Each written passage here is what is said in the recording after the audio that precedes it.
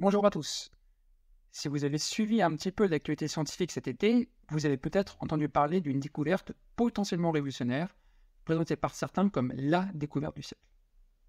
Une équipe coréenne aurait affirmé avoir découvert le premier matériau supraconducteur à température et à pression ambiante. Son petit nom, le LK99. Je vais couper court tout de suite à vos espoirs, cette découverte semble bien faire pchit, et le LK99 n'est sûrement pas supraconducteur. Mais alors, pourquoi un tel engouement? Un supraconducteur est une classe de matériaux qui peut conduire l'électricité sans aucune résistance. Vous pouvez balancer autant d'ampères que vous le voulez, il n'y aura aucune perte d'énergie, aucun échauffement par effet Joule. Envoyer du courant dans un anneau supraconducteur, celui-ci se mettra à tourner en boucle indéfiniment sans jamais s'épuiser, et générant au passage les champs magnétiques les plus puissants qu'on est capable de créer sur Terre. Les supraconducteurs ont une deuxième particularité exceptionnelle. C'est un matériau diamagnétique parfait. C'est-à-dire qu'il expulse complètement les lignes de champ magnétique extérieures qui lui sont appliquées. Si bien qu'un supraconducteur peut se retrouver à léviter parfaitement au-dessus d'un aimant permanent. Et c'est ce qu'on appelle l'effet Meissner. Ces matériaux existent déjà parmi nous, mais ne fonctionnent qu'à des températures extrêmement basses ou à des pressions colossales. Par exemple, l'aluminium est un supraconducteur, mais à 1 Kelvin, c'est-à-dire à moins 272 degrés Celsius. Et le supraconducteur qui fonctionne aux températures les plus élevées actuellement est un mélange de cuprate de mercure, de baryum et de calcium, à tout de même moins 140 degrés Celsius. L'impossibilité d'obtenir des supraconducteurs à température ambiante et à pression ambiante limite donc l'utilisation des supraconducteurs aux laboratoires de recherche, aux IRM médicales ou à des prototypes de trains à lévitation magnétique, car ils doivent être refroidis en permanence avec de l'azote ou de l'hélium liquide. Trouver un matériau supraconducteur à température et à pression ambiante est donc le Graal de la physique moderne. Aucun superlatif ne serait trop exagéré pour qualifier un tel matériau.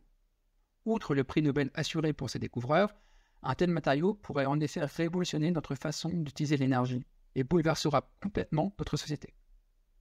Stockage d'énergie et transport d'énergie ultra efficace, batterie qui se charge instantanément, train, voiture ou même overboard à lévitation magnétique, ordinateur ultra rapide, voire même quantique, imagerie médicale ultra précise, microélectronique, télécommunications, aérospatiale, bref, ces applications seraient partout.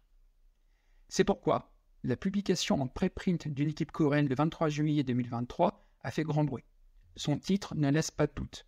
Le premier supraconducteur à température et pression ambiante. Sauf que voilà, l'article a été publié sur un site de pré-publication avant que celui-ci n'ait été relu et examiné par d'autres chercheurs, et d'être publié dans une véritable revue scientifique.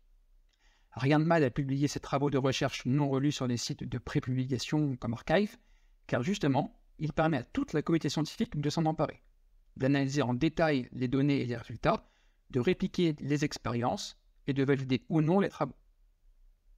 Avec une bombe pareille, nul doute que des centaines de chercheurs à travers le monde aient mis en pause leurs vacances estivales pour reproduire en laboratoire ce fameux LK99 et vérifier si oui ou non il est supraconducteur à température et pression ambiante. Certaines équipes théoriques semblent même aller dans le sens de l'équipe coréenne. Mais début août, les premiers résultats expérimentaux d'autres équipes tombent, et les espoirs semblent alors beaucoup plus mitigés. Sans rentrer dans les détails trop techniques, la résistance nulle semble avoir été observée dans certaines orientations cristallines du LK99, et de plus limitée à de très faibles niveaux de courant. D'autres travaux suggèrent même que cette vraisemblable chute de résistance, sans pour autant tomber à zéro, s'explique par un changement de phase à l'intérieur du matériau, c'est-à-dire la façon dont se réorganisent les atomes et les électrons lors d'un changement de température. Deuxième preuve expérimentale qui a refroidi les espoirs de nombreux physiciens, l'impossibilité de reproduire complètement l'effet Meissner, celui où un vrai supra lévite au-dessus d'un champ magnétique. Si le diamagnétisme du LK99 a bien été observé par certaines équipes, aucune n'a permis d'affirmer à 100% qu'on avait affaire à un diamagnétique parfait, donc à un supraconducteur. Si vous ne le savez pas, n'importe quel matériau diamagnétique, comme l'eau par exemple, permet de faire léviter, je sais pas moi, une grenouille, à condition que le champ magnétique soit assez intense. La difficulté d'obtenir des échantillons ultra purs du LK99, dont les propriétés peuvent grandement différer d'une composition à une autre, à quelques pourcents d'atomes près, rendent la réplication des résultats assez dure. Affaire à suivre donc pour le LK3C9.